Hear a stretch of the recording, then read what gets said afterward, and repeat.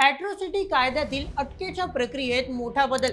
संजय शिरसाट यांनी विधान परिषदेत केली मोठी घोषणा. सविस्तर सांगतो. मित्रांनो, एका क्षणाचा विचार करा. एक असा कायदा ज्याचा केवळ नावानेच भल्ल्या भल्ल्यांना घाम फुटतो. एक असा कायदा जो देशातील सर्वात शोषित आणि वंचित घटकाचे सर्वात मोठे हत्यार मानला जातो. पण जर मी तुम्हाला सांगितले की आता याच कायद्याची धार थोडी कमी केली जाणार आहे, तर होय मित्रांनो, महाराष्ट्राच्या राजकारणात आणि समाजकारणात खळबळून देणारी एक अतिशय मोठी आणि संवेदनशील बातमी आज समोर आली आहे.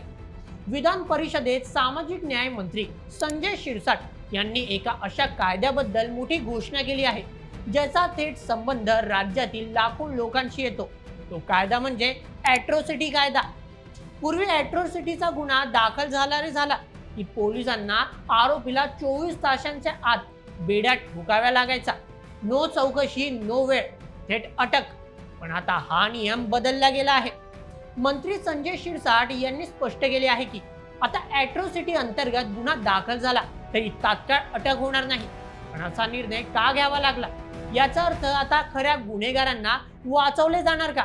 अनुसूचित जाती आणि जमाती म्हणजेच SC किंवा ST समाजावर याचा काय परिणाम होईल?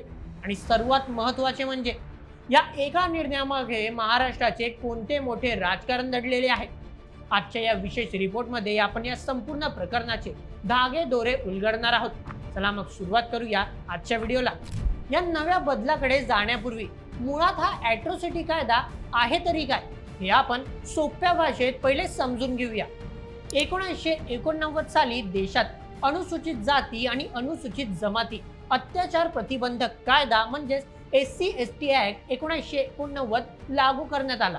यालाच आपण ॲट्रॉसिटी म्हणतो. आपल्या देशात शतकानुशतके जाती व्यवस्थेमुळे एका मोठ्या वर्गाला खूप अन्याय सहन करावा लागला. त्यांना सन्मानाने जगता यावे, त्यांच्यावर कोणी जातीवरून अन्याय करू नये यासाठी एक कायदेशीर कवच म्हणजे शील्ड बनवण्यात आली. हा कायदा कसा काम करतो? जर एखाद्या बिगर दलित व्यक्तीने SC किंवा ST समाजातील व्यक्तीला जातीवाचक शिवीगाळ केली, मारहाण केली, त्यांच्या वस्तीत पाणी पिण्यापासून रोखले किंवा सामाजिक बहिष्कार टाकला, तर अशा सर्व क्रूर आणि अपमानास्पद कृत्यांसाठी या कायद्या अंतर्गत थेट फौजदारी गुन्हा म्हणजे क्रिमिनल ऑफेन्स दाखल होतो. या कायद्याची ताकद इतकी मोठी होते की गुन्हा दाखल झाल्यावर जामीन मिळणे म्हणजे अँटिसिपेटरी बेल जवळपास अशक्य असते आणि पोलिसांना त्वरित अटक करावीच लागते. हा कायदा या समाजासाठी खऱ्या अर्थाने एक ब्रह्मास्त्र आहे. पण मित्रांनो, नाण्याला नेहमी दोन बाजू असतात. कायदा चांगला होता, उद्देशही चांगला होता, पण गेल्या काही वर्षात काय चित्र पाहायला मिळाले? मंत्री संजय शिरसाट यांनी विधान परिषदेत अगदी हाच मुद्दा उचलून धरला. ते म्हणाले, पूर्वी ॲट्रॉसिटीचे गुन्हे सर्रासपणे दाखल केले जायचे. एखाद्याने नुसती शिवी दिली आणि कोणी पोलीस स्टेशनला गेले तरी ॲट्रॉसिटीचा गुन्हा दाखल व्हायचा आणि 24 तासात अटक व्हायची. पण या कायद्याचा अनेक ठिकाणी गैरवापर झाला आहे, हे नाकारता येणार नाही. अनेक प्रकरणांमध्ये असे दिसून आले की दोन व्यक्तींमध्ये जमिनीचा वाद आहे, पैशांचा वाद आहे किंवा ग्रामपंचायतीच्या निवडणुकीचा राजकीय राग आहे. अशा वेळी मूळ मुद्दा बाजूलाच राहायचा आणि दुसऱ्या पक्षाला कायमचे अडकवण्यासाठी थेट ॲट्रॉसिटीचा खोटा गुन्हा दाखल केला जायचा. खोटा गुन्हा असला तरी कायद्याच्या कठोर नियमांमुळे त्या व्यक्तीला तुरुंगाची हवा खावी लागायची. समाजात त्याची बदनामी व्हायची. खऱ्या पीडितांना न्याय मिळण्याऐवजी कायद्याचा वापर ब्लॅकमेलिंग किंवा सूड घेण्यासाठी होऊ लागला. अनेक निर्दोष लोकांचे आयुष्य या खोट्या केसेसमुळे उद्ध्वस्त झाले आहे आणि याच कारणास्तव या कायद्याच्या प्रक्रियेत बदल करण्याची मागणी अनेक वर्षांपासून होत होती. आता सर्वात महत्त्वाचा प्रश्न, संजय शिरसाट यांनी जो बदल सांगितला आहे तो नेमका आहे तरी काय?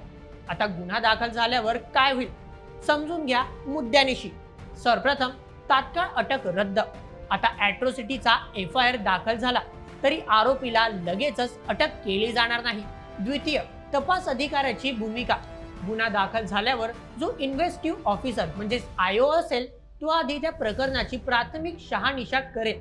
जो तपासेल की खरोखर जातीवाचक शिवीगाळ झाली आहे का, की हा केवळ पैशांचा किंवा जमिनीचा वाद आहे.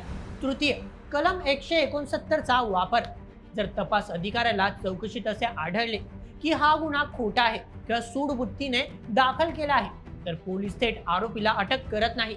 त्याऐवजी क्रिमिनल प्रोसिजर कोडचे कलम 169 नुसार पोलीस कोर्टात समरी रिपोर्ट सादर करतात.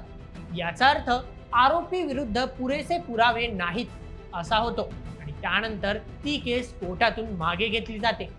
थोडक्यात सांगायचे तर आता अटकेपूर्वी एक फिल्टर लावण्यात आला आहे. यामुळे खोटे गुन्हे दाखल करून निर्दोष लोकांना अडकवण्याचा प्रवृत्तीला मोठा चाप बसणार आहे. एका बाजूला हा निर्णय निर्दोष लोकांना वाचवणारा वाटत असला तरी दुसऱ्या बाजूला एका मोठ्या घटकाच्या मनात यामुळे भीतीचे वातावरण निर्माण होऊ शकते. SC ST आणि तळागाळातील समाजावर याचा काय परिणाम होईल? सर्वात मोठी भीती ही आहे की जर तात्काळ अटक झाली नाही तर आरोपी मोकाट राहील. तो शक्तिशाली असेल तर तो तपास अधिकाऱ्यावर म्हणजेच आयोवर राजकीय किंवा पैशांचा दबाव आणू शकतो. तो पुराव्यांची छेडछाड करू शकतो किंवा ज्याच्यावर अन्याय झाला आहे म्हणजेच पीडित व्यक्ती त्याला धमकावून केस मागे घ्यायला लावू शकतो. ज्या खेड्यापाड्यात आजही खरोखर जातीभेद पाळला जातो तिथे एखाद्या गरीब दलिताला न्याय मिळवण्यासाठी आधीच खूप संघर्ष करावा लागतो. अशात जर पोलीस अधिकाऱ्याने हा गुन्हा खोटा वाटतो असे ठरवून तपासच बंद केला तर खऱ्या पीडिताला न्याय कसा मिळणार? हा अतिशय गंभीर प्रश्न आहे मित्रांनो. खोट्या केसेस रोखण्याच्या नावाखाली कायद्याचे दात तर पाडले जात नाही ना, अशी शंका आता व्यक्त होऊ लागली आहे. मित्रांनो, राजकारणात कोणतीही गोष्ट विनाकारण होत नसते आणि निवडणूक तोंडावर असताना तर अजिबातच नाही. या निर्णयामागे एक अतिशय अचूक राजकीय गणित म्हणजे पॉलिटिकल इक्वेशन दडलेले आहे. तुम्हाला आठवतच असेल काही वर्षांपूर्वी महाराष्ट्रात मराठा क्रांती मोर्चे निघाले होते. त्यामुळे मराठा समाजाचे प्रमुख मागण्यांपैकी एक मागणी होती ॲट्रॉसिटी कायद्याचा गैरवापर थांबवा आणि त्यात बदल करा. ग्रामीण महाराष्ट्रात मराठा आणि OBC समाजाकडून नेहमी तक्रार राहिली आहे की राजकीय वैमनस्यातून त्यांच्यावर खोटे ॲट्रॉसिटीचे गुन्हे दाखल केले जातात. शिंदे फडणवीस पवार सरकारला या बहुसंख्य मराठा आणि OBC वोट बँकला शांत करायचे आहे. त्यांना हा मेसेज द्यायचा आहे की आम्ही तुमची दखल घेतली आहे पण त्याच वेळी दलित वोट बँक दुखावली जाऊ नये याचीही त्यांना काळजी घ्यावी लागते. म्हणूनच हा मुद्दा विधान परिषदेत कोणी मांडला तर खुद संजय शिरसाट यांनी, जे स्वतः मागासवर्गीय समाजातून येतात आणि सामाजिक न्याय मंत्री आहेत. एका दलित नेत्याच्या तोंडातूनच ही गोष्ट वदवून घेतल्यामुळे विरोधी पक्षांना विशेषतः उद्धव ठाकरे गट किंवा काँग्रेसला यावर थेट हल्ला चढवणे कठीण जाते. हा शिंदे सरकारचा एक मोठा राजकीय मास्टर स्ट्रोक मानला जातो. तर मित्रांनो, संजय शिरसाट यांनी दिलेली ही माहिती स्पष्ट करते की सरकार आता ॲट्रॉसिटी कायद्यात समतोल म्हणजेच बॅलन्स राखण्याचा प्रयत्न करत आहे. अन्याय झालेल्याला न्याय मिळालाच पाहिजे पण कोणत्याही निर्दोष व्यक्तीवर विनाकारण कारवाई होता कामा नये ही सरकारची भूमिका आहे. पण कागदावर चांगला दिसणारा हा नियम प्रत्यक्षात पोलीस स्टेशनमध्ये कसा राबवला जातो यावरच सर्व काही अवलंबून असेल. तपास अधिकारी किती प्रामाणिकपणे काम करतात यावरच खऱ्या पीडिताचा न्याय आणि निर्दोषाचे स्वातंत्र्य टिकून राहील. तुम्हाला या संपूर्ण प्रकरणावर काय वाटते? ॲट्रॉसिटीच्या गुन्ह्यामध्ये तात्काळ अटकेला दिलेली स्थगिती योग्य आहे की अयोग्य? यामुळे खोटे गुन्हे खरंच थांबतील का? तुमचे मत आम्हाला कमेंटमध्ये नक्की सांगा आणि अशाच व्हिडिओसाठी सबस्क्राईब करा बोल्ड MH आपल्या YouTube चॅनलला. धन्यवाद.